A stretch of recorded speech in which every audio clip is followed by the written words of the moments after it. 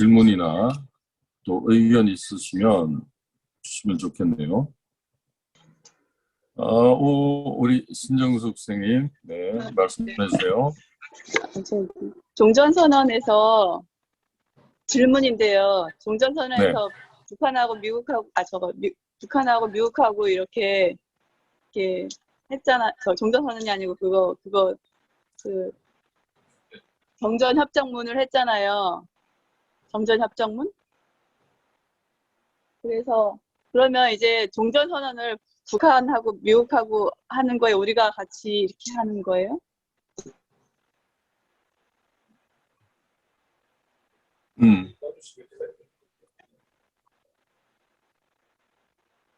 공조를 하셔야 되는데 안 하셨네. 네. 그 종전선언이라고 하는 게 정전협정이에요. 정전협정을 미국하고 북하고 한 건데 사실 종전선언을 미국하고 북하고 해야 되는 이게 아까 제가 그 평화협정을 하면은 모든 문제가 해결이 되는데 사실 어떤 단계가 필요하기 때문에 단계적인 부분인데 종전선언이나 자체가 어떻게 보면은 한국에 개입할 수 있는 과정을 만들어주는 굉장히 좋은 역할들을 할 수가 있다라고 저는 생각을 해요. 그래서 종전선언을 함으로 인해서 그 한국이 들어갈 수 있는 부분이 생기고 예전부터 지속적으로 얘기했던 부분 중에 하나가 평화협정을 하더라도 2+2로 하자. 그래서 미국과 한국, 그 다음에 중국과 북한, 그리고 거기에 일본과 그 소위 말해서 육자회담국이죠. 그 보장을 서줄 수 있는 남북 간에 하더라도 미국, 일본, 그 다음에 중국과 러시아가 합의해 줄 수 있는 그런 평화협정으로 체결을 할 수 있도록 2+2 협정으로 가자라고 하는 게 일반적인 생각입니다. 근데 사실 이 부분에서는 조금 고민이 되는 부분이 미국과 한국 간의 관계 그리고 북과 중국 간의 관계가 한국과 미국과의 관계처럼 그런 관계는 아니거든요. 이게 굉장히 평등한 관계고 중국하고 북은. 그래서 조금 애매한 부분은 있긴 하지만은 어쨌든 정전협정에서는 한국이 빠져있지만 종전선언과 평화협정 과정에서 한국이 들어갈 수 있는 어떤 틀을 마련할 수 있는 굉장히 좋은 방안이라고 제 개인적으로 이렇게 보는 거죠.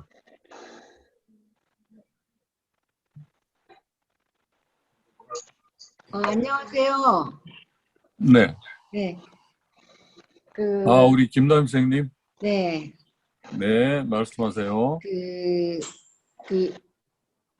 휴전협정 당시에 어떻게, 당사자인 우리 한국은 빠진 채로 미국하고 중국하고 북쪽만 이렇게 서명하고 하고 할 수 있었는지, 우리나라는 왜 그걸 빠지게 되었는지 좀 궁금하고요.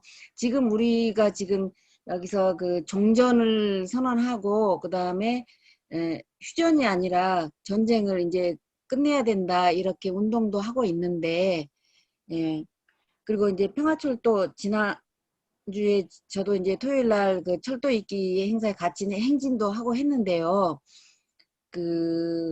이 철도를 이어서 정말 우리가 빨리, 사실은 아까 강의 말씀 중에서 남방 한계선 그쪽의 관리하는 게 지금 미국이라고 하셨거든요.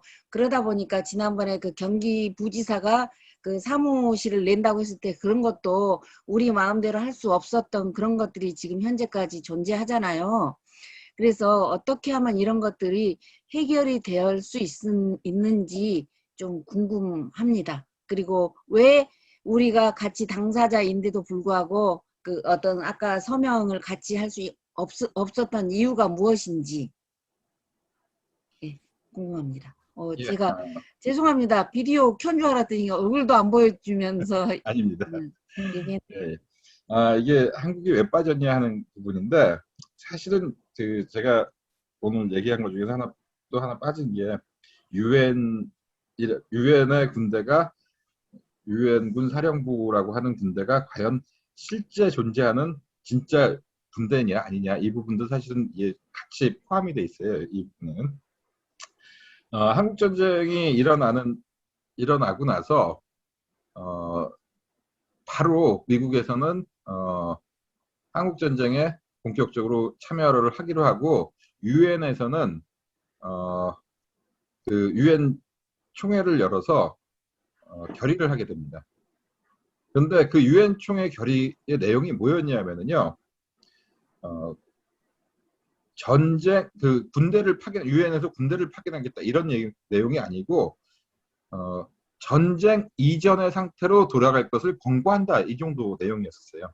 그러니까는 38선을 기점으로 해서 남북이 그냥 다시 그 전쟁하지 말고 그대로 그 유지해라라고 하는 부분들이 있었던 건데 근데 그게 안 돼. 그러고 나서 이제 그 미군이 바로 군대를 파견을 하면서 파병을 하게 되고 했는데 문제는 이 파병하는 과정 속에 파병하고 근데 그 이승만 정부는 전쟁이 일어나자마자 서울을 지킬 생각을 전혀 안 하고 그냥 바로 그 소위 말 도망친 거죠. 네. 그러니까 대전까지 도망쳐 버린 거예요. 전쟁 6월 25일 날 전쟁이 개시가 됐다라고 이 사람들이 주장하는 것처럼 6월 20일 개시가 전면전이 개시됐는데 6월 25일 날 바로 그냥 대전으로 간 겁니다. 그리고 나서 이제 그 당시에 미국 대사였던 그 무초 대사는 그 서울에 남아 있었어요. 무초 대사가 서울에서 빠져나간 게 28일 날 빠져나갑니다. 28일 날은 북이 이제 서울로 들어오는 날이죠. 그러니까는 28일 날 빠져나가고 메가더 장군이 수원 비행장에 와갖고서는 28일 날 수원 비행장에 와서 헬기를 타고 그 무초 대사하고 같이 무초 대사 28일 날 수원으로 오고 메가더가 저기 일본에서 수원으로 와서 수원에서 헬기를 타고 서울 상공을 갔는데 서울 상공을 갔다가 그 북의 공습으로 인해서 자기 부관들이 다 죽고 메가더만 겨우 살아서 그 수원으로 갑니다. 여기에 굉장히 화가 났던 거죠. 그리고 당시 국방부 장관 수원에 바로 도망가서 수원에 있었고 대통령이라도 하면 더 멀리 있는 대전에 있고 그래서 그 메가더와 그 무초 대사가 이승만 대통령을 만나서 합의를 하게 됩니다. 국군 최고 통수권자가 어떻게 그 방어할 생각을 하지 않고 먼저 국민들을 놔두고 다 도망갔느냐. 거기에 대한 책임을 져라. 그리고 그런 사람이 국군 최고 통수권자라는 건 말이 안 된다. 그러니까 너희 나라의 모든 군대의 통수권을 우리한테 넘겨라. 라고 그 협박을 하고 수원으로 부르죠. 대전에 있는 이승만 대통령. 그래서 수원에서 그걸 얘기를 합니다. 그리고 나서 이승만은 거기에 대해서 별 대답을 하진 않았어요. 사실은. 그리고 이제 이 사람들이 그 당시에 국방부 장관이었던 신성모 국방부 장관을 불러서 우리가 니네 대통령하고 합의를 다 봤기 때문에 이제부터 너희들의 모든 군사 지휘권은 미군에 귀속시키겠다. 라고 그 통보를 하고 그래서 신성모 장관한테 그렇게 통보를 하고 신성모 장관이 이승만 대통령한테 가서는 이런 통보를 받았습니다. 재가를 해주시기 바랍니다. 그래서 재가를 이승만한테 받은 겁니다. 그러면서 재가를 하면서 우리나라의 국군 모든 통수권이 미국한테 다 넘어간 거죠. 그때는 이제 유엔이라고 하는 군대가 결의가 되기 이전입니다. 그래서 미군으로 다 넘어간 겁니다. 그때.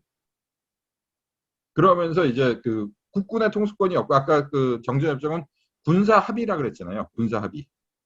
그 미국과 북한의 군사 합의거든요. 군사적인 그 통제권이 없는 군대가 들어갈 수가 없는 거죠. 이미 그 통제권은 그 명령권 모든 통제권은 미국이 다 갖고 갔기 때문에. 그래서 정전협정상에서 군사협정인데 이 군사협정에서 군사적인 그 권한이 없는 군대가 대표자로 나갈 수가 없기 때문에 군사 정전이 회의에서 대한민국은 당연히 빠질 수밖에 없는 거였죠. 그러면서 미국이 모든 걸 다 갖고 가게 된 겁니다. 그리고 또 한 가지 질문이 있으셨죠? 근데요. 예. 아까 그 철도를 놓는 거에 있어서도 미국이 반대한다고 하셨잖아요. 미국이 반대를 하는 건 아니고요. 자기네 미국의 필요에 따라서 그거를 이용을 할 수가 있는 거예요. 그러니까는 대표적인 예로 어떤 거였냐면은 그 북과 남간의 2000년 6.15 합의에 의해서 남북 철도도로 연결 공사를 경의선 철도도로 연결 공사를 하는데 아까 잠깐도 얘기 드렸지만은 철도를 놓으려면은 그 지역 안에 있는 지뢰가 있잖아요.